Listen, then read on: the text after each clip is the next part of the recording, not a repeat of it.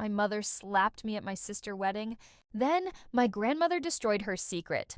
My mother slapped me in front of more than 100 guests at my sister's wedding because I refused to give my $2 million penthouse to my sister. Everyone expected me to cry, apologize, and sign the papers. Instead, I picked up my earring from the floor, walked out of the ballroom, and made one phone call. Less than an hour later, my grandmother arrived with a lawyer and evidence that turned my mother's perfect life into a nightmare. My name is Paige Harrison. 3 years earlier, my grandmother Eleanor decided to leave her Boston penthouse to me. She said I was the only one who consistently cared enough to visit her. For years, I spent every Sunday with her while my mother Victoria and my sister Madison were always too busy. The moment my family learned about the inheritance, everything changed. My parents demanded that I sell the penthouse and share the money with everyone. I refused. Grandma had made her own decision, and I would respect it. After that, my mother turned the family against me.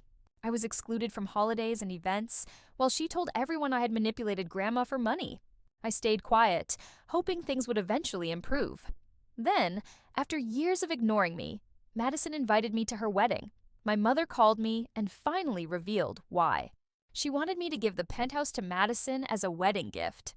Madison was marrying into a wealthy family, and they wanted my home for their new life. I said no. At the wedding, Madison asked where the transfer papers were.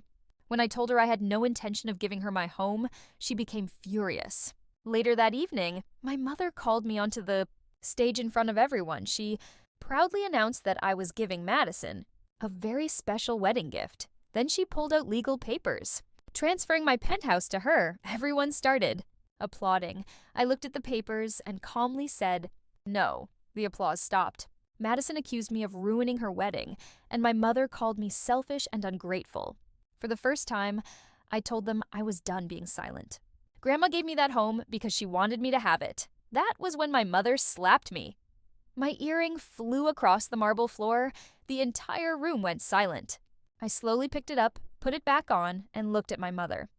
I told her, "You will never touch me again." Then I walked out and called my grandmother's attorney. Less than an hour later, Grandma Eleanor walked into the ballroom with her lawyer. My mother immediately went pale because Grandma was supposed to be too confused to make decisions. But she was not confused. Grandma confirmed that the penthouse legally belonged to me. Then her attorney opened his briefcase and revealed the truth my mother had hidden for years.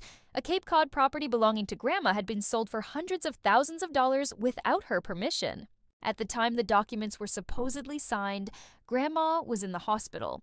A forensic report showed that her signature had likely been forged. My mother had allegedly stolen from her own mother. Victoria tried calling Grandma confused again, but it was too late.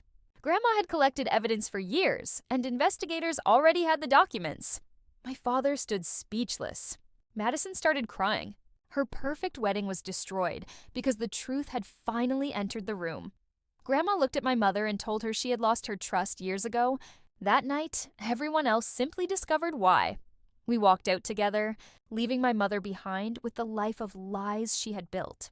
In the months that followed, she faced an investigation, her reputation collapsed, and the people who once believed her stories began learning the truth. Meanwhile, my own life changed.